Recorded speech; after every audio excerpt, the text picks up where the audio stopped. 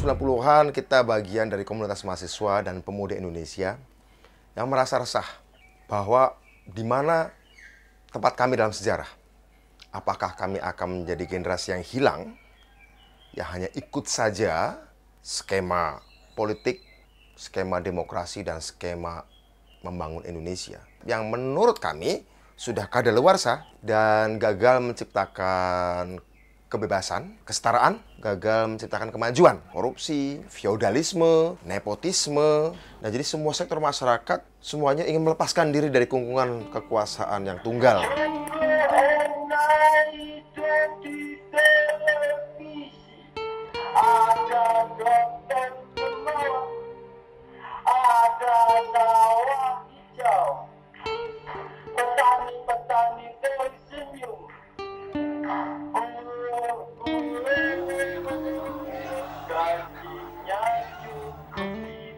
Kita ingin pemerintah berganti karena sudah 30 tahun.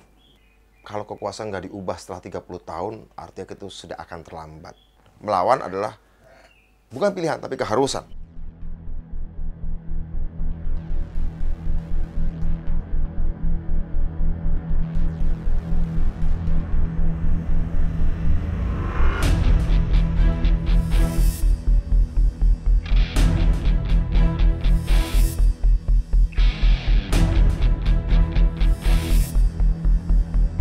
Keinginan kita untuk mengubah dari sistem tertutup yang korup menjadi sistem terbuka itu rupanya dianggap sebuah ancaman karena kami bukan sekedar meminta, kami juga bergerak. Ya. Apa yang terjadi bulan Januari, Februari itu kan intensitas represi oleh Orde Baru karena ada gerakan yang semakin menguat.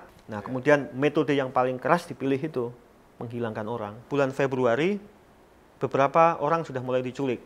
Pius Lestari Lanang, Desmond Mahisa, Haryanto Taslam itu sudah mulai diculik. Ketika kami menyelenggarakan konferensi pers, beberapa kawan diculik.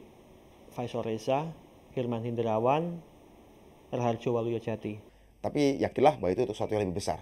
Lebih besar dari proses belajar kami sendiri, lebih besar dari sekedar masa depan kami secara pribadi, bahkan lebih besar daripada keselamatan jiwa kami. Kami punya rasa takut ya, tapi rasa marah kami lebih besar daripada rasa takut kami.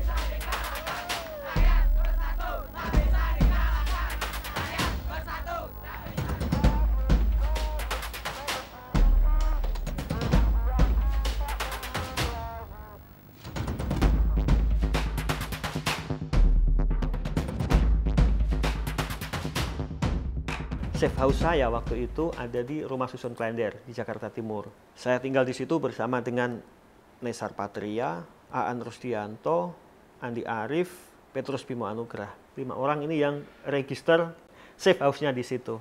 Di Rumah Susun Klender, mobil berhenti, saya turun menuju ke tempat kami di lantai 2. Nomornya saya lupa itu. Nggak ada firasat apa-apa. Saya masuk langsung ke depan pintu, ketok pintu. Nesar. Nggak ada. Saya ketok-ketok, nggak ada jawaban. Loh, mestinya Nesar kan nunggu di dalam. Saya mikir kayak gitu. Tiba-tiba ada perempuan yang keluar dari pintu yang berseberangan dengan kami. Itu kan flat yang sangat padat. Dia bilang, Mas, temannya lagi keluar. Sebentar lagi pulang. Dia bilang begitu. Terus saya cari-cari, saya ingat-ingat rupanya saya punya kunci ruangan itu. Jadi saya buka, saya masuk ke dalam. Saya pager Nesar. Nes, telepon ke rumah. Aku sudah di rumah. Pesannya seperti itu. Mungkin 1 menit, 2 menit. Kok Nesar nggak telepon? Saya pager lagi, pager yang kedua. Nes, kamu di mana? Telepon rumah. 1 menit, 2 menit, nggak ada telepon kali. Saya sudah mulai insting security itu ya. Kan status kami kan diburu itu. Nah, kemudian saya sudah mulai packing itu. Saya punya paspor, saya masukin tas kecil. Diary, catatan harian saya masukin ke dalam tas kecil saya itu.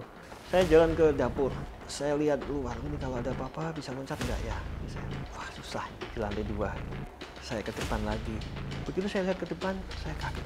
Oh, udah banyak orang di depan sana. Ngeliatin ke saya, ada jendela gitu di Rumah Susun lantai 2 itu. Waduh, saya udah pucat, lemes. Saya balik lagi ke dapur lagi, lihat di seberang sana. Banyak orang lagi berdiri. Orangnya gede-gede, diam semua ngeliatin. Aku langsung balik ke ruang utama lagi, aku matikan saklar. Matikan listrik, ceklek, langsung duduk, lemes. Bayangan kita waktu itu, Mas, ya kita kan, ya kalau ditangkap ya kemungkinan terbunuh ya dibunuh. Tapi saya nggak punya pilihan. Ya akhirnya saya nyalakan lagi, saya berdiri lagi, bangkit, pintu gitu dong. Dok, buka pintu, buka pintu. Udah, saya mau lari atau mau buka pintu. Tapi ya itu, saya sudah pasrah. Apapun yang terjadi, terjadilah. Udah, saya buka pintu. Terus mereka masuk rombongan. Sekitar 10 orang. 10 orang masuk, ada 2 yang pakai seragam tentara, sisanya pakai pakaian sipil begitu. Ada satu bapak-bapak, sudah sepuh, mungkin 60 tahun lebih, pakai kopiah. Bapak ini yang megang saya. Nggak apa-apa mas, ikutin bapak-bapak ini aja. Nggak apa-apa, ikutin bapak ini. Tiba-tiba di tengah itu ada telepon berdering. Kling. Ya saya pikir Nesar atau siapa kan. Terus semua berhenti, mereka juga diam. Saya sebetulnya nggak mau ngangkat telepon itu. Tapi oleh mereka saya dipaksa suruh angkat. Angkat telepon, angkat. Saya angkat telepon kan. Saya di telepon itu saya nangis. Jadi saya jawab dengan sesenggukan gitu. Langsung ditutup.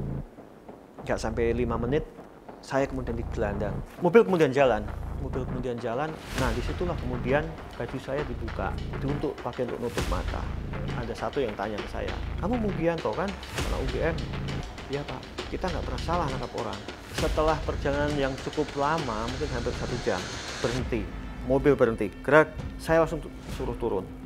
Saya disuruh turun, baru 3 langkah. Saya merasakan di sawah. Kenapa? Karena ada angin kenceng meniup badan saya yang nggak pakai baju itu. Terus ada suara air mengalir, gemericik di bawah. Terus ada suara cambuk, cetar. Habis itu ada suara lagi, sirine. Sudah, saya masih berdiri 3 langkah dari mobil. Terus saya ditanya, kamu tinggal sama siapa di situ? Sendirian Pak. Kamu bohong. Nah, langsung dihajar. Bak. Saya babak belur, jatuh. Ya, saya jatuh. Saya terjatuh setelah dihajar sama mereka. Saya berdiri, disuruh berdiri lagi, dituntut diberdirikan lagi. Ditanya lagi, kami tahu. Kamu sama siapa di situ? Siapa? Coba sebutkan. Saya sendirian Pak. Dihajar lagi. Bak. Tendang. Bibir saya pecah rasanya itu. Setelah itu, udah. Saya disuruh buka celana. Sepatu dibuka. Saya hanya pakai celana dalam. Habis itu kemudian disuruh duduk berbaring kayak begini tempatnya, tapi panjang, dibaringkan, kaki diikat, terlentang kayak panjang, kaki kanan sampai kaki kiri diikat terpisah, tangan saya juga diikat ke tempat tidur kecil panjang, terus diinterogasi mulai lagi. Nah, disitulah saya tahu ternyata yang suaranya seperti cambuk tadi itu adalah alat setrum. Ketika dia berbunyi itu ada sesuatu yang disentuhkan ke kaki saya dan itu nyetrum. Jadi saya teriak-teriak di situ. Interogasi yang pertama itu yang dengan electric shock dan dengan sirine itu meraung-raung itu pertanyaannya masih tentang kamu tinggal sama siapa. Jadi itu setelah mereka berhenti menyiksa saya dengan pukulan tadi, dengan setruman di sepanjang kaki saya, ada orang yang juga teriak-teriak di setrum di situ. Kira-kira jaraknya 5-7 meter dari saya, sebelah kiri saya sana. Meronta-ronta, teriak, kursinya terlempar kayaknya suaranya. Bublak. Di situ aku bilang, insya Allah, ternyata Nesar. Jadi Nesar Patria rupanya di situ, udah disiksa itu. Ada orang lagi di sebelah kanan saya, kira-kira sama jaraknya 5-7 meter. Teriak-teriak lagi, sakit, jajan. Wah itu. Dan itu adalah Aan Rusdianto. Jadi dari situ saya tahu, ya ampun, ternyata mereka berdua sudah di sini. Atau sudah di tangan orang-orang yang menculik ini. Ketika saya kirim pager tadi itu. Tapi yang paling sakit itu ketika mendengar orang lain. Dan itu kita tahu itu kawan saya itu disiksa itu. Itu sakitnya minta ampun. Saya, Nesar, dan Aan, mengapa kami ditransfer ke Polda Metro Jaya? Menurut saya, itu terjadi karena proses penculikan saya itu gagal. Gagal dalam artian pihak penculik itu operasinya tidak smooth, tidak lancar. Mengambil target dibawa ke tempat mereka. Itulah mengapa saya harus mampir ke Koramil, mampir ke Kodim, baru ke tempat X. Ketika mata saya dibuka untuk difoto, kemudian gantian fotografer menutup mata, itu saya melihat di dalam pakaiannya itu adalah simbol Kopassus itu, yang simbol pedang atau apa itu. Dan ternyata si Jaka yang ada di sebelah saya ini adalah orang Kopassus, salah satu dari tim Mawar yang diadili. Jadi pembacaan saya adalah Kapten Jaka ini adalah orang Kopassus yang ditanamkan ke saya, di-attach ke saya dengan tujuan mengambil saya. Pada orang tua kita kadang-kadang nggak cerita juga apa yang sungguhnya kita lakukan.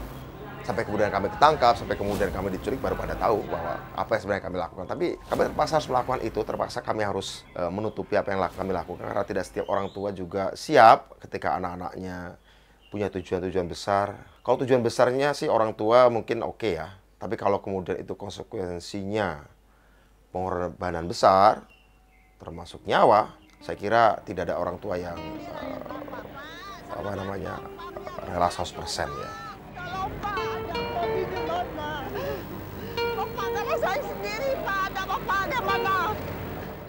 Jadi secara paralel, ketika saat itu kami diculik, kami hilang, kami belum ketahuan ada di mana, atau kami sudah berada di Polda, itu kan orang tua kami pada datang ke Jakarta mencari anak-anaknya yang dilaporkan hilang.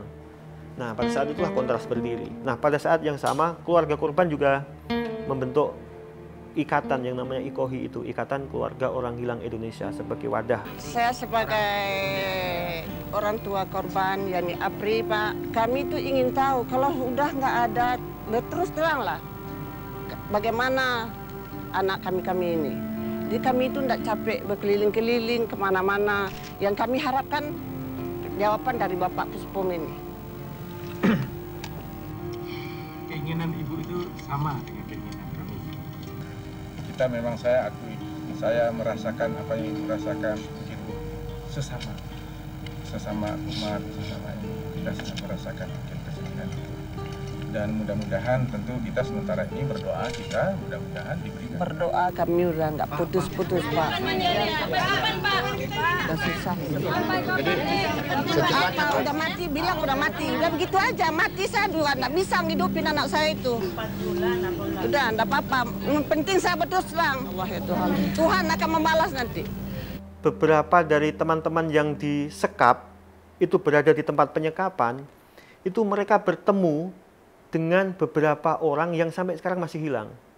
Setidaknya ada 2 nama yang diakui oleh teman-teman yang lepas dan berada di tempat penyekapan itu, yaitu Yani Afri alias Rian. Ini adalah anggota PDI dari Tanjung Priok. Dia hilang sejak 97. Setelah 3 minggu baru dia ngaku bahwa dia bernama Rian, atau dia sebut namanya Yani Afri. Mereka di sana waktu saya masuk sudah 9 bulan.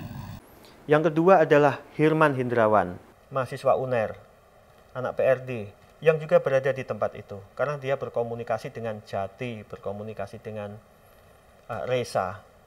Dan mereka tahu betul karena mereka kawan. Dan saya pikir ini penting publik tahu bahwa ada irisan.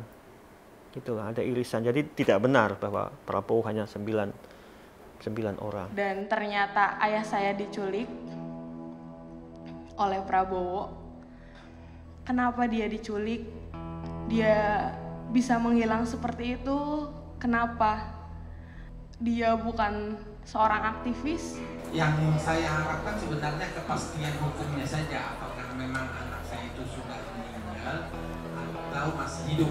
Peristiwa penculikan itu kan peristiwa besar dalam sejarah Republik, dan dalam beberapa hal kan itu juga kemudian mengantar pada atau ya membawa kemarahan masyarakat juga, yang kemudian puncaknya 21 itu.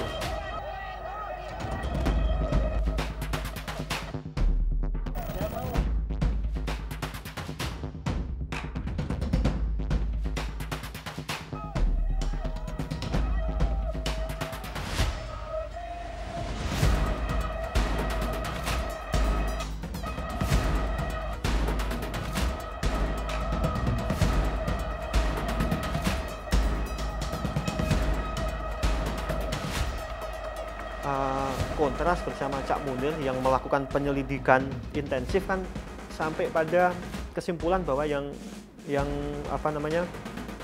terlibat adalah Kopassus yang waktu itu danjannya Prabowo. Advokasi itulah yang kemudian membebaskan kami, yang kemudian advokasi itu juga yang membawa, yang bisa mendorong militer untuk membentuk pengadilan militer, menjadikan Panglima ABRI yang kemudian membentuk DKP dan lain-lain. Yang dilakukan Prabowo itu masuk kategori gross violation of human rights, pelanggaran HAM berat.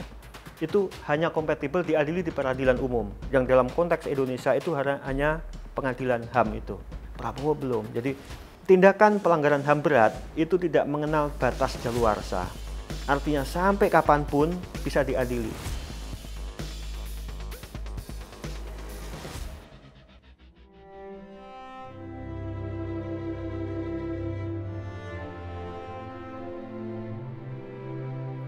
Kepadamu kawan yang dijebloskan ke penjara negara, hormatku untuk kalian sangat dalam. Karena kalian lolos dan lulus ujian pertama yang mengguncangkan. Kutundukkan kepalaku kepadamu ibu-ibu.